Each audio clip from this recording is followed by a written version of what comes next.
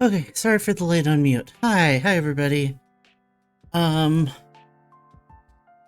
noticed that the ads ended and then all of a sudden my roommate decided to blend something very loudly in the other room and I couldn't tell if it was coming from our apartment or not. So I opened the door to check and then it stopped. So I think it was the blender. I was worried that they had started construction downstairs again, right as I started streaming, so you can probably hear I'm a little flustered.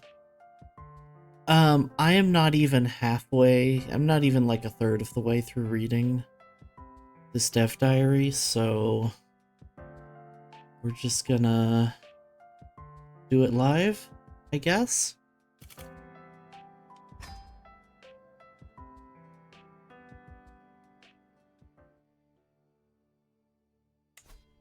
Why is that not working? Is it because it's out of focus? There we go.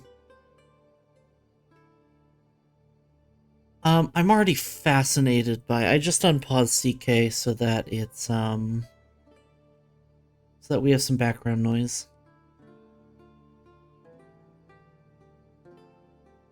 Sorry about the flashing. Dev diary, will it blend? Let's find out. Don't breathe this. Don't breathe this. So I'm gonna try to go kind of fast through this. I'm already noticing some really interesting stuff.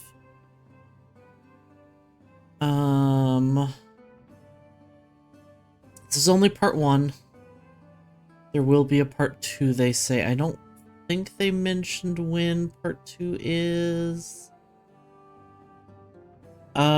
All included screenshots are work in progress. UI especially. None of the numbers are final. And this is only part 2. Some of the things, part 1, some of the things you might be dying to learn about will be covered in part 2. So no date for part 2 yet, but we'll, unless I'm missing something, we'll see. First things first, admin is a new government type that draws a lot of inspiration, specifically from Byzantium. Well, Byzantium isn't the only inspiration.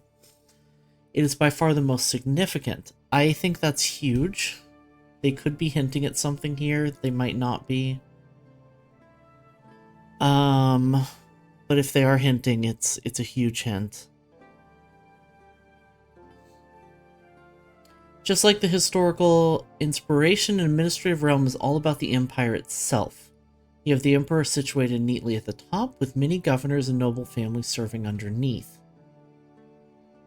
They need each other just as much as they're competing, regardless of their motives or actions. They serve the empire first and foremost.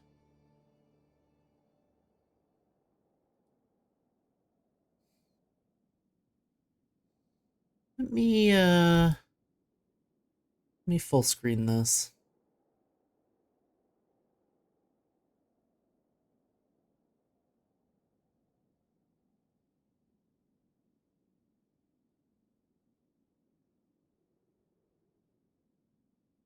Well, it's close enough to full screen.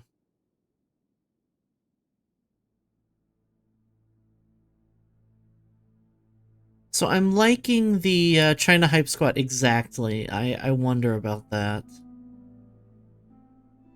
So there's a state faith. I'm very curious how that works out. And then you have the various themes, which each have their own crests. This is an interesting graphic here. I wonder what this is. Is this... I can't quite... Is this stability, maybe? And this is... Can you see my mouse? Okay, good.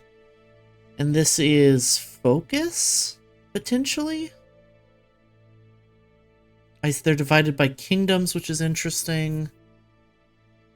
I don't know. There's not a lot of information to be gathered here, but it's... New icon.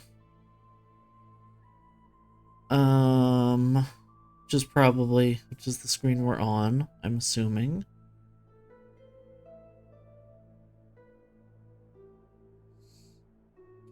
Emperor is the ultimate authority of the realm. It's the emperor who creates new governorships and appoints the governor of a theme. Pool of available candidates can be vast, and the emperor will have to consider if they want to appoint that troublesome nephew to keep power as much as possible within his own family, or a member of a noble family would be a better choice. Having a more competent but docile governor might just be more useful, at least as far as the realm is concerned. Just as the emperor manages the overall structure of the empire, so too does he support and supervise his governors. He can lend them troops if needed and have them go to war on his behalf and reward them when they're performing well to be in their good graces. This is interesting to me, especially with something we'll get to in a second. Try to find what could be a place to add mandate level? Lol.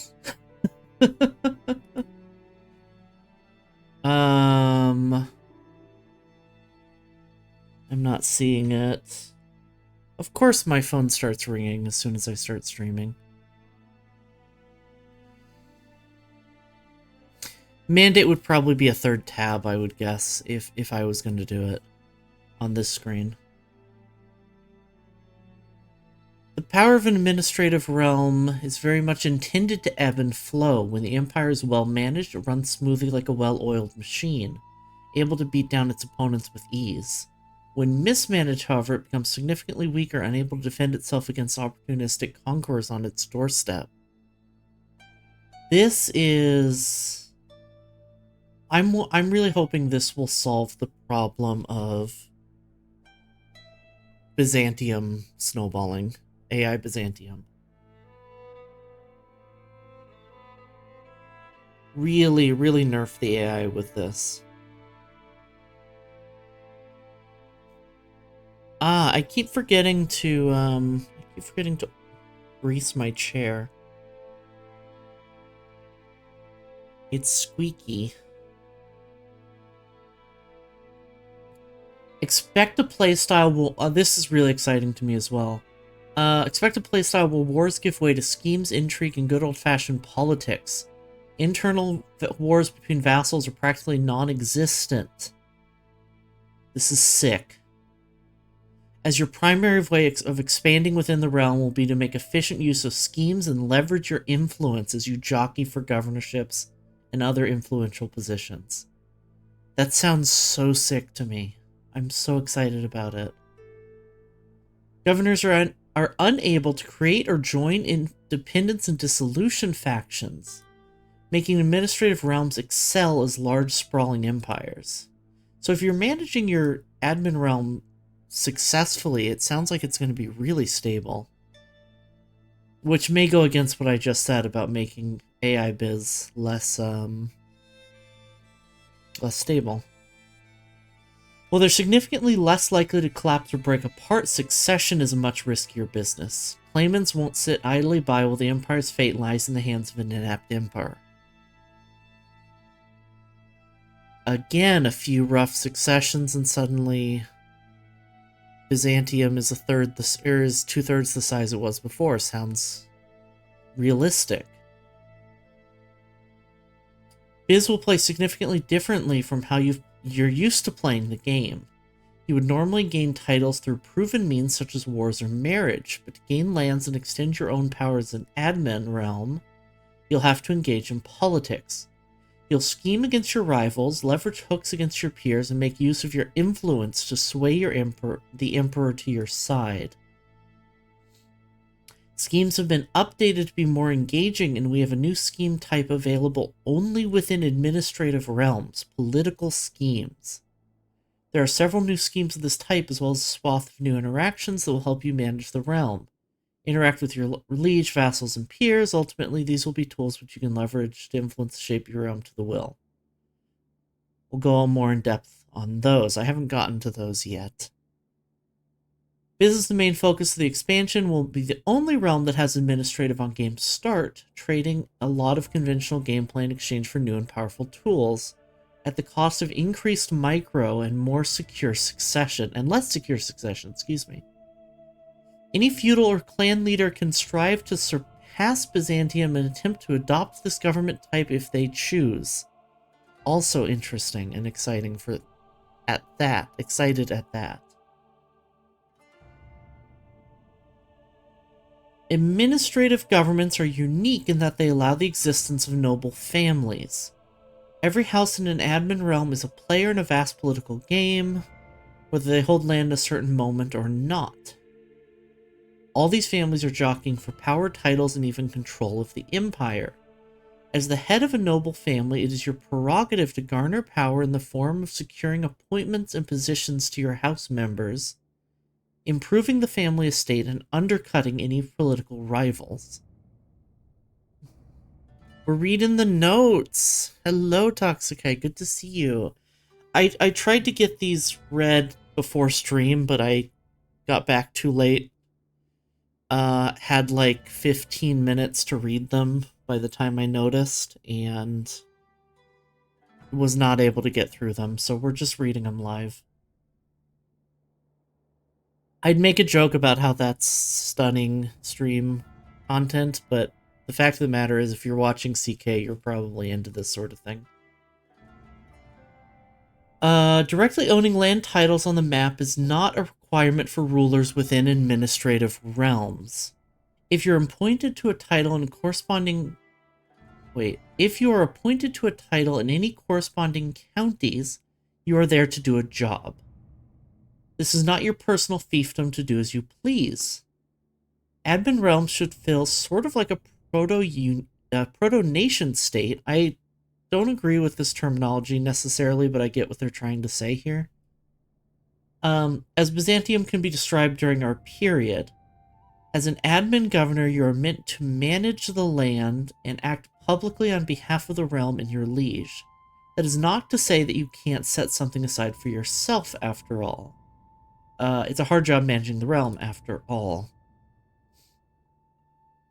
How dare you know my preference, streamer, if that is your real name? You caught me. My real name is Coffee K Streamer. Legally, government name, that's the term. Let me get some water. I got a burrito from the truck at the park for lunch today. And it was really fucking hot, and I'm a little bit warm right now. It's not warm in here, but I think I got a little too much sun. That means you can quite easily also lose any land you hold should you be forced to resign, unable to secure the succession, or may even give it up willingly if you choose. You may want to put yourself in line for a better theme, for example. Owning land can, in other words, be seen as temporary. You can expect your house members to hold some land most of the time, but there will be times when you won't. If that happens, you can keep playing as a landless noble within the realm. Should the empire fall, however, you fall with it. I too get warm when I read CK notes. Fan self. Oh, Johan. Speak to me. Hey, Hat, howdy. I say as I drink more coffee, which is the last thing I need right now. While not holding land, you're still a powerful force and can take a lot of actions to claw your way to power. Unlike the more mobile adventurers, you are still very much part of your realm, as you cannot simply pick up your things and leave. And you will always retain access to your estate. More on that later. Okay, so I'm gonna be honest, I completely missed this paragraph when I was reading during ads. And I really thought for a second that they were saying that you can only be landless if you're part of an administrative realm, which was really disappointing to me. But no. Okay, we're good. So adventurers are a different title, potentially, than noble family heads. Anyway, I'm getting ahead of myself. Landless nobles are made playable with a new type of title, the noble family title. This new title is duchy tier, typically held by a house head. You can draw comparisons to how mercenaries or holy orders are set up. They exist with a duchy tier title held by their respective leaders. There's an important caveat to mention here. That means that if you don't have a noble family title, you will be unable to play as a landless noble. You will almost always be playing as the house head. However, if you find yourself in the extremely rare case that you aren't, we've made the decision to create a cadet branch much easier for admin.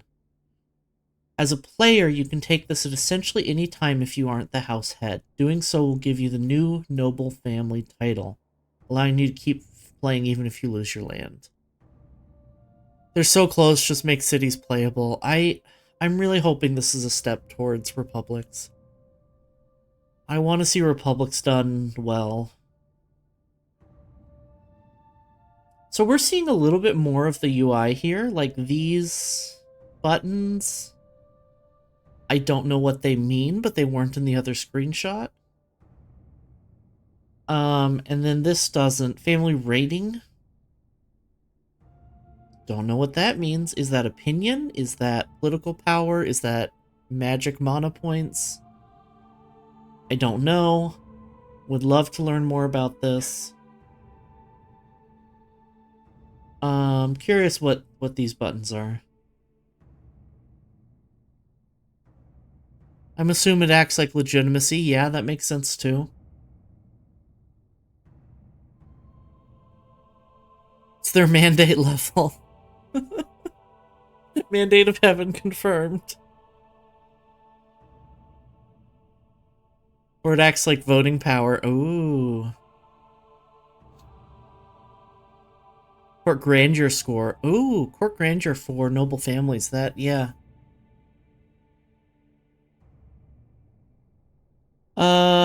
Noble families are sorted into normal, powerful, and dominant. These designations are based on something called powerful family rating. Discussed below, and that's probably... This is probably PFR. Family rating, yeah. And indicate each family's level of power within the admin realm. Think of powerful families as a who's who of the realm. If a powerful family manages to become dominant, they have by and large subdued the political milieu of the realm to their will. Should you so desire, you can manipulate and control an admin realm as the head of a dominant or powerful family without ever becoming the top liege. Oh, this is so sick. Love that. I love that for us. Become the power behind the throne. Yes. Rather than having individual vassals playing a big role within the realm, it's the different houses, the most influential of which have a greater impact on the realm at large. Powerful families remain so regardless of the position of the house head, who may go from being a governor to landless and back again. With this, we aim to create a sense of stability among the many frequent vicissitudes of an administrative realm. I don't remember what this word means.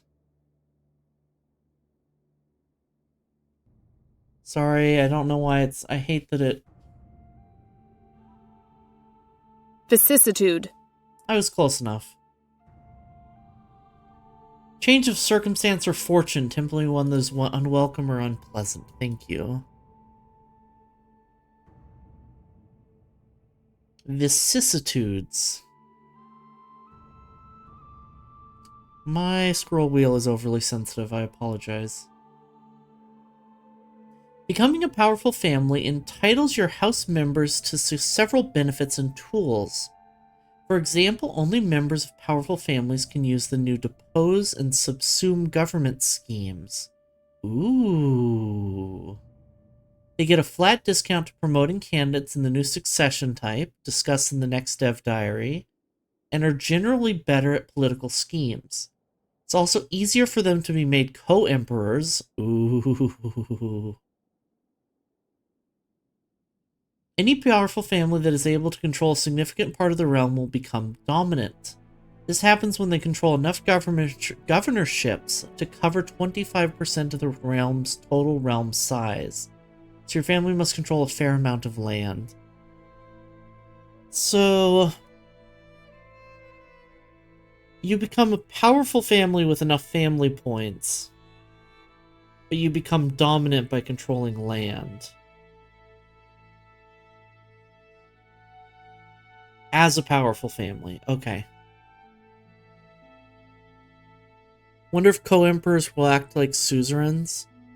I'm assuming it's gonna work like, I'm assuming co-emperor is gonna work like viziers or regents. More like regents than viziers. And have sort of a balance of power mechanic, like either of them do. A dominant family enjoys all benefits accorded a powerful family, but to a greater degree. They are much more of a problem or nuisance for the liege. Once reaching such a position of influence and power, they are difficult to dislodge. They have a much easier time becoming governors, for one thing, by significantly reducing the cost of investing in candidates. You have to invest in candidates. And have a much easier time requesting support from lesser families. Additionally, all members of a dominant family are even better at political schemes than other powerful families. I know this is a case of, like, convergent evolution, and that the two things, and that this and the other thing I'm about to mention are both inspired by actual real history, and that this isn't a direct inspiration, but I'm getting real Dune vibes. And that makes me giddy.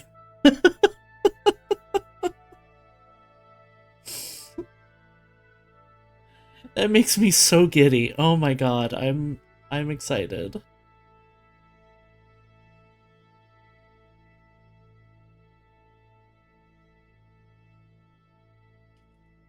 Here before Dune mod, I'm looking forward to it.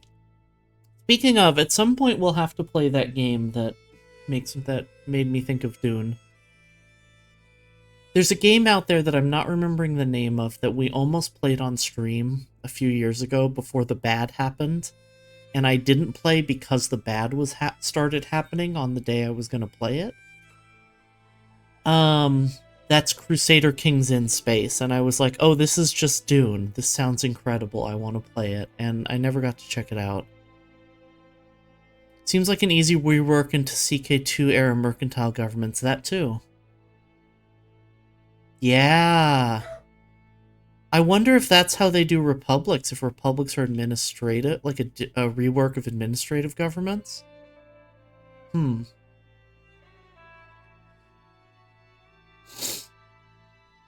Every family's rating also affects how likely the members of a house are to inherit the top liege's title. Becoming Emperor of Byzantium, as a portion of the rating is added to a candidate's score, discussed below. It will be much easier to compete for the title with a high rating or to keep it within your family if you're already emperor. Right, so that's that example above if you want to put your shitty nephew in charge of a theme so that you can stay dominant, so that your son will be able to inherit the empire. Love that. It's important to note that administrative realms don't have the concept of powerful vassals like other governments do. You can still have powerful vassals should you have vassals of other government types, as those will be able to become powerful vassals per usual. Administrative vassals, however, cannot. This is only relevant in the case where a feudal or clan vassal becomes part of an admin realm. For example, bending the knee, I assume. Or forced vassalage. There can only be a handful of powerful families at any given time, 5 to be exact. The top liege's house is always considered powerful and does not take up one of these 5 slots. Houses are then sorted and ranked according to their rating. In order to become a powerful family, a house needs to have a rating above a certain threshold, preventing small and seemingly insignificant houses from becoming powerful, as they need a certain amount of sway within the realm before they can gain the benefits of being a powerful family. Remember to breathe. When above the minimum threshold, it is the 5 houses with the highest rating that are considered powerful. Living members in realm, level of influence, estate and capital, landed members, number of governorships held. Okay. Otherwise, this isn't really showing us any new information. Well, it does show us... Maybe this is the estate and hostile actions?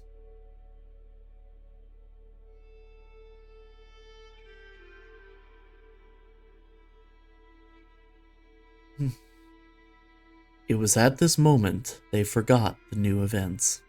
Thank you for the dramatic line read. Oh no, it's a spy. Hello, welcome. Not as a spy like in TF2. That would be silly.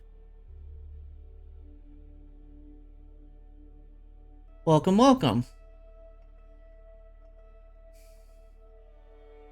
New update in September, and this is the dev diary going over some of the new stuff that's going to be added.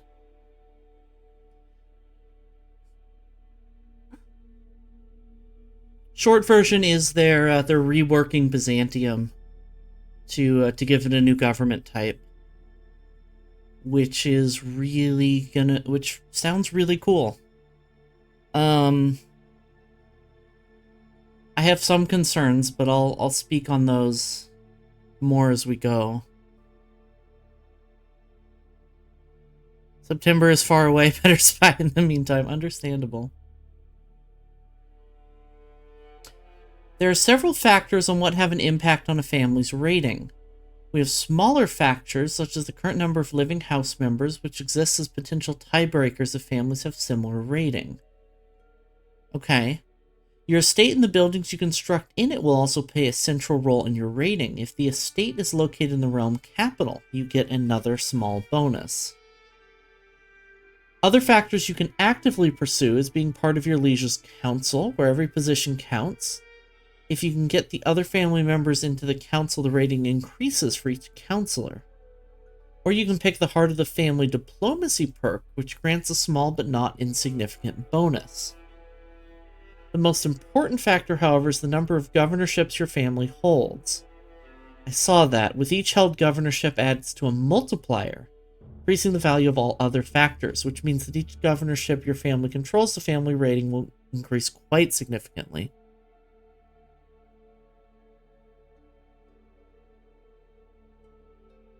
Sublux ribs? All the things you're reading won't be till September. Yeah. I think they've announced just the month.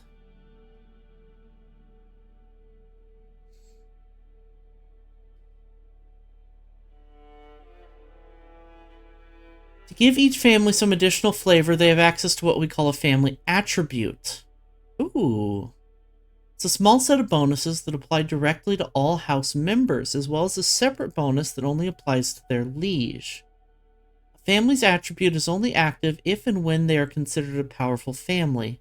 Since there's a limited number of powerful families, the liege won't be able to stack these modifiers indefinitely. Oh. Instead, we hope they serve as an incentive to keep certain families around, making sure they remain a powerful family so you don't lose out on the bonus they provide. Dominant families are a bit special. Their house members get to benefit from the attribute, but the liege will not. So dominance is really something you want to avoid in your vassals. I have a rib that at the moment, joint and spine is subluxed, which is... Oh, I'm so sorry. That sounds awful.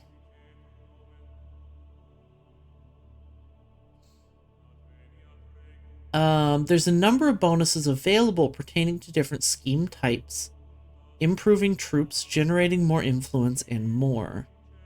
Liege gains more hostile schemes, house members, hostile scheme growth, hostile scheme potential. Interesting. I'm gonna try and go a little quicker, because I don't know how... We're not even halfway done. The attributes exist to give different families some added flavor, to give them some additional identity and character. Not all families are alike. Symbolizes what they're good at or perhaps their origin. The AI won't change these on the fly, so when you're playing as an emperor, you know what bonuses each family will provide at all times. As a house head yourself, you're free to change the attribute at any time. There's no cost attached. You'll activate a short cooldown before you can change it again, but that's it. All in all, noble families are at the heart of administrative realms. Members make up the body of ruling characters, and they are currently positioning themselves to grasp more power, station, and influence. Just the worst of the end of that scale of non-stop pain for... Yeah, fair. I think I've had that before, so it's not fun.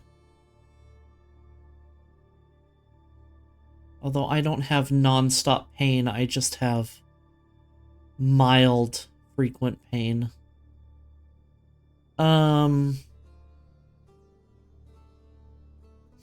Of indeterminate origin.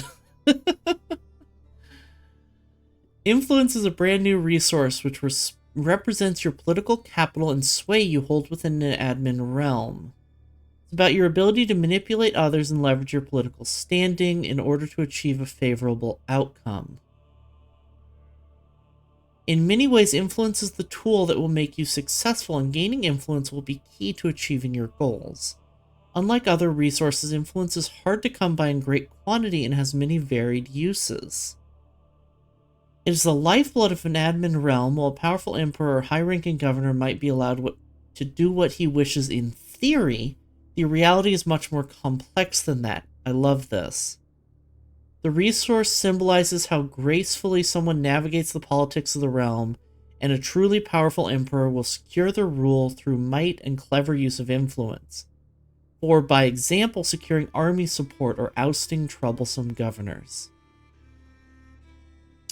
Having a new resource is something I'm really mixed on right now. I don't know how I feel about this, but the way it's being implemented, I'm very positive about. We'll see how... It's really going to depend on how influence is balanced. Because, like, prestige as a resource is either meaningless or limiting. Nothing in between. You either can spend your prestige however you want, whenever you want, without ever getting into trouble, or you're not gaining enough prestige and it's always getting in your way and you can't do what you want. As the game stands right now, and that's less fun. So hopefully influence isn't more of the same.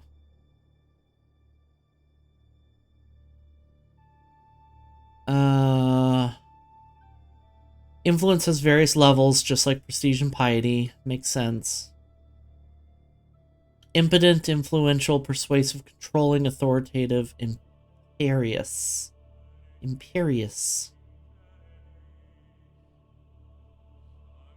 Some levels of influence directly affect how well you perform schemes within the new political category, making a truly influential character assume the form of a masterful political manipulator. Okay. Your monthly influence gain very much depends on your position within the realms, your skills at manipulation, and your success with schemes. Here's a few examples of what you can gain influence from. To track how much skill characters have after becoming a governor, we've implemented a new governor trait, flavored Strategos for Byzantium. Trait offers tiered bonuses to monthly influence gain among many things. I just realized we're going to have a lot more Strappy Horse. Strappy Horse is back on the menu, y'all. More stewardship, more influence at level 1, potentially. Cool. Having a seat on the Emperor's Council is an easy way to secure additional influence, along some bonuses pertaining specifically to the playstyle of an admin realm. Ooh. Yes, Strategos! That's it. That startled me.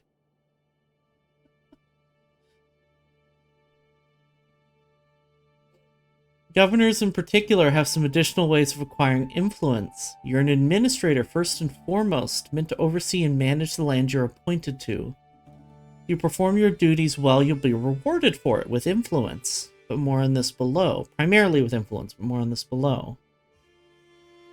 Alliances are important to every realm and government type, and admin is no different.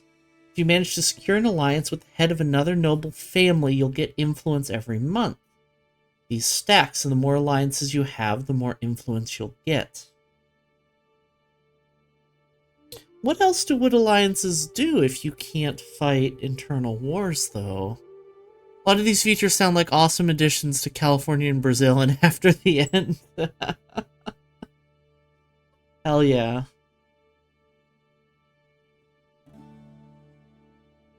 It won't let me maximize this. I'm having a little trouble reading that text. I want this update now. I know. This is so hype. We haven't even gotten to estates. I think estates are one of the things I was most hype about before this. The primary building of your estate offers compounding influence bonuses as it gets upgraded. These are additional internal and external buildings you can construct in your estate to gain more influence, like guest chambers. Mansion provides a flat +2 per month. Guest chambers provide a 4% bonus at level 2, although all of these numbers are subject to change. Constructing or holding certain buildings within your holdings also provides influence gains. Ooh, like the spice mines of Arrakis. I'm sorry, I can't get Dune out of my head. For example, we've added the new Murex Fisheries building type, which can be built around the Mediterranean. Provides additional monthly influence which increases as you upgrade the building. Monthly influence and development growth. This is an incredible building. Like, even if these numbers change significantly, this is an incredible building. Dev growth, tax, and influence.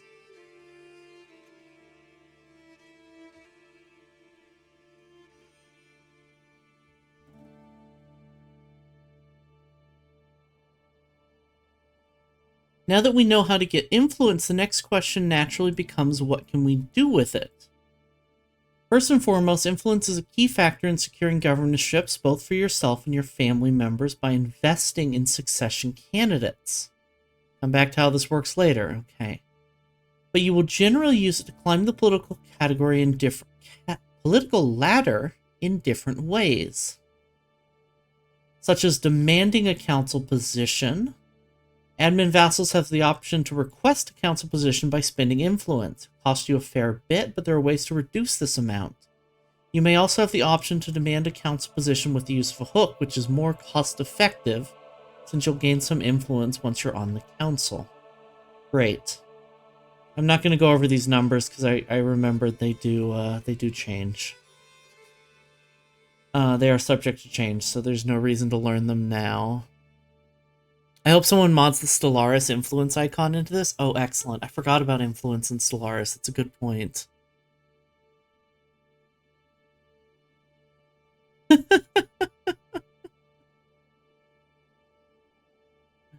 Love that.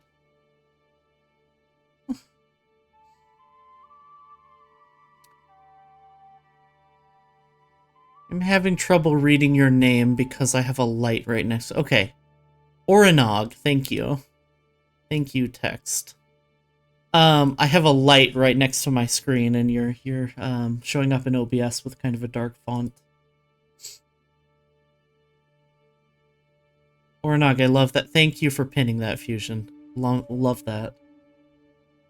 Not having to rely solely on hooks, you can force other vassals to join your factions by spending influence. A handy tool when you just need a tiny bit of additional support for your claimant faction, so that you can push your claim for the throne. Not having to rely solely on hooks, you can force other vassals to join your factions by spending influence. It's incredible. That didn't settle until I read it the second time. Sick. Yes, love this. When proposing an alliance, you can spend your influence to make the target character more likely to accept. Okay. And then that alliance will give you more influence, so you're just investing For characters in an admin government, the decision to petition your liege costs influence instead of the usual prestige. Makes perfect sense.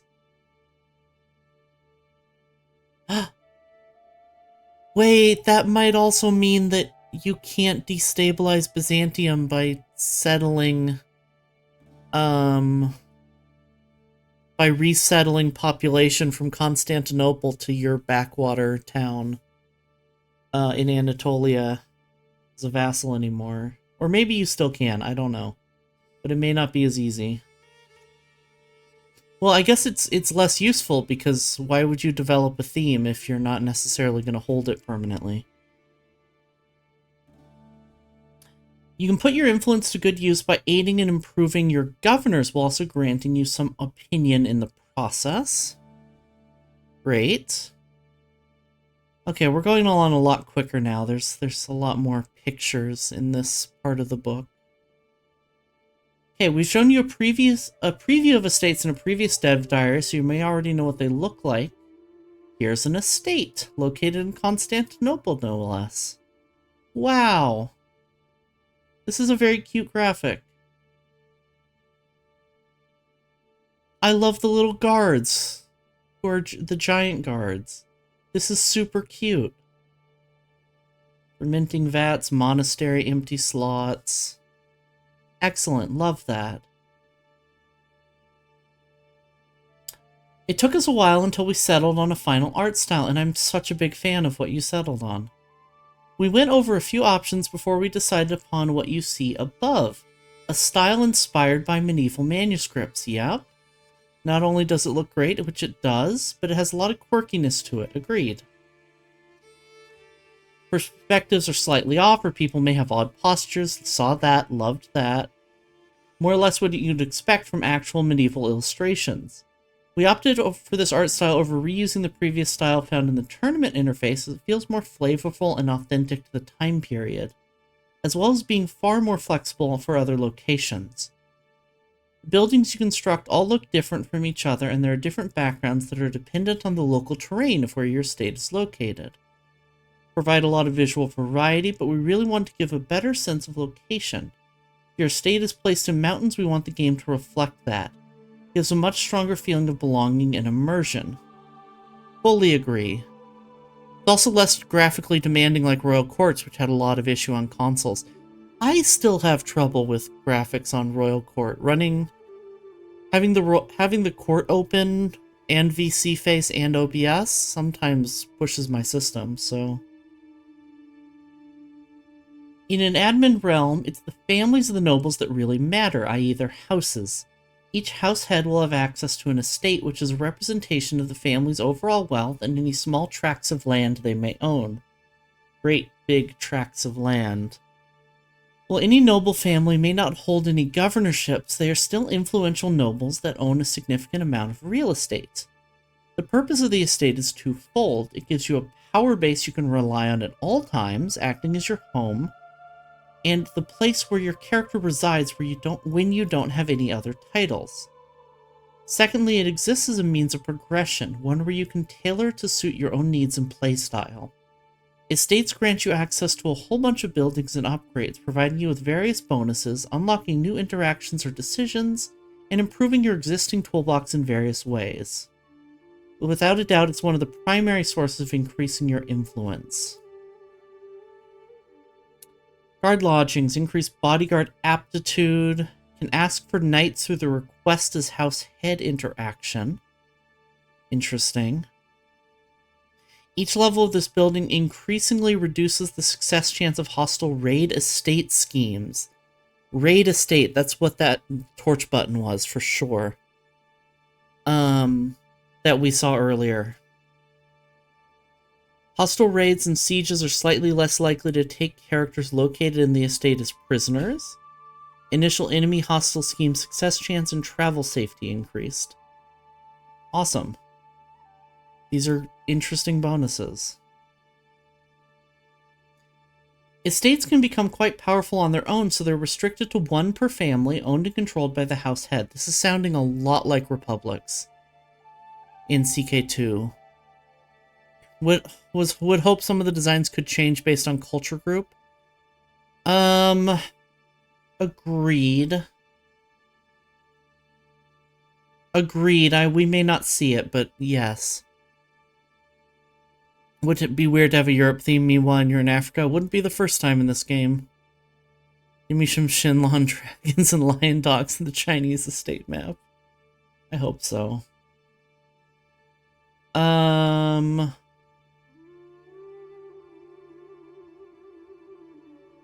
Similar to how the Dynasty Head can pick and unlock dynastic legacies, one of our primary goals is to provide you with plenty of options on what you can build, but buildings should also have a certain degree of synergy with each other.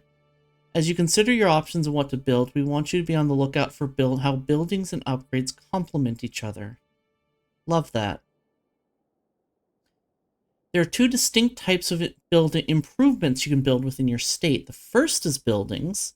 You have one building slot dedicated to your villa or mansion, which is a bit special, as you'll always start with this building on at least level 1 and can never demolish it. Aside from your mansion, you'll have 6 slots in total, which you construct whichever available buildings you want. 2 of these slots are available from the get-go. Then you'll unlock an additional slot with each level of your mansion.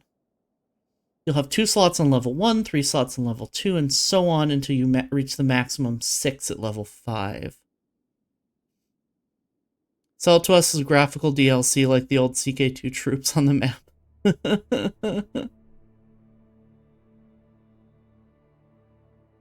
Get some water, one sec.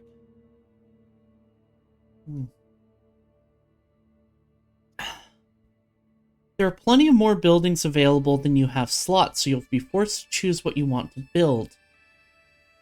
Buildings can be easily replaced whenever you want, though, so you won't be stuck with anything if you ever change your mind. It won't cost you anything to replace a building other than the gold it requires to construct the new building. Your choices won't end there, however. Some buildings, but not all, have multiple branches where you can choose to specialize further. Branches also share some effects from the base levels before it splits into separate branches, but will then go on to provide slightly different bonuses revolving around a similar theme. Interesting. Thanks for the hydrate.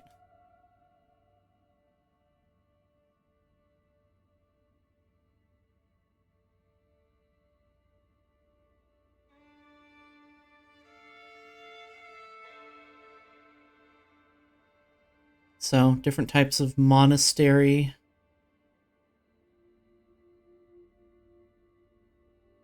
Okay. Oh, the different types of shrine. Excuse me. Different types of storehouse. Large warehouse, sure. Extra taxes, supply capacity, building construction cost. What did the monastery give? Taxes, piety, and piety. Makes sense. I think we're nearing the end, finally. The second type of improvements for estates are building upgrades. Unlike buildings themselves, these are built inside of existing buildings. For estates, upgrades are available in the mansion. The mansion has a limited number of upgrade slots available. You'll have access to 2 slots from the get-go, and you'll gain more slots as you upgrade your mansion. When it's at level 5, you'll have no less than 10 upgrade slots to fill as you please. Upgrades can have branching building paths, but most of the upgrades do not. They also tend to have fewer levels in total compared to buildings. Buildings typically have 6, but may have less in some cases, while upgrades tend to have closer to 4. All of this variation should give you plenty of options throughout the many hundreds of years the game spans. Okay, mansion levels here, upgrade slots above, I'm assuming. Taxes influence domicile building slots. I'm assuming domicile buildings are upgrade slots.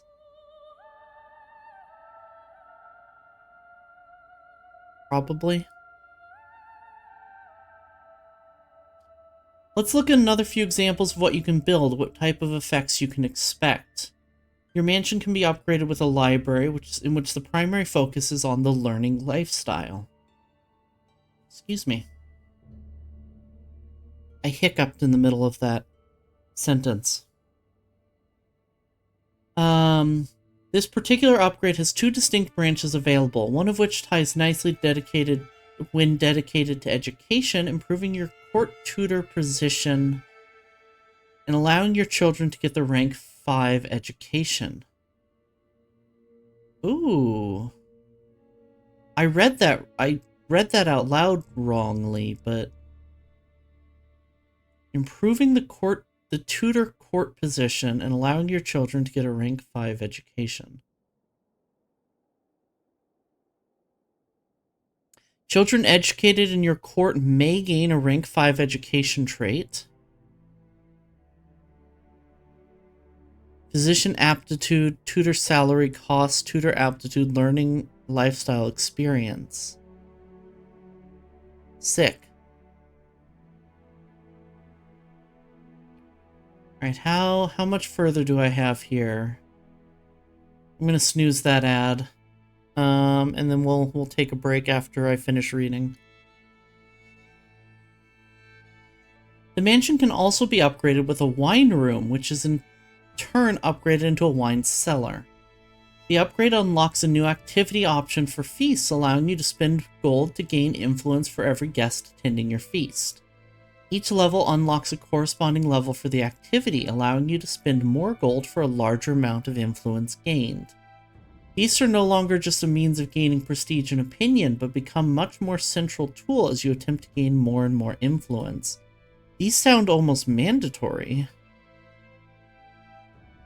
Interesting.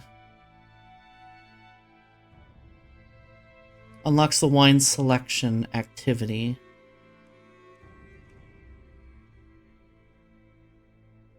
The vineyard is another great example. This building provides you with a steady income of gold, which is quite useful already. But the true value comes from also having the wine room mentioned above, as it increases the amount of influence gained when you use the unlocked activity option for feasts. Oh god, mon précieux. Influence gained from wine room building line, plus 50%, and taxes.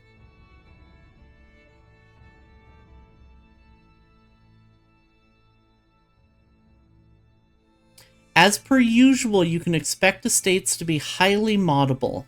Changing, removing, or adding buildings is easy to do directly in script. You can add as many levels or branching options as you want. Icon and graphics can easily be adjusted as well, as you can set these per building. You can, for example, see how we use unique icons for each building branch in the screenshots above. Any character modifier works out of the box, and these are applied to the owner of the estate. For anything more complicated, we've enabled the use of parameters, much like those we already have for cultures or faiths.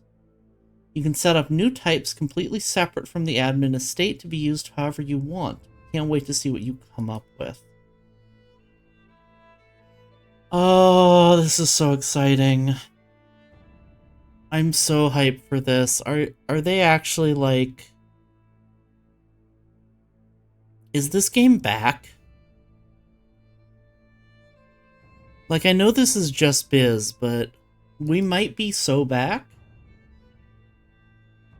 Oh, part 2 next week. We'll be going into more in depth regarding governors, how they work, and what they do on a daily basis. How an administrative realm manages its troops, and more. So we'll be doing this again next week, it looks like. Oh, I'm so excited.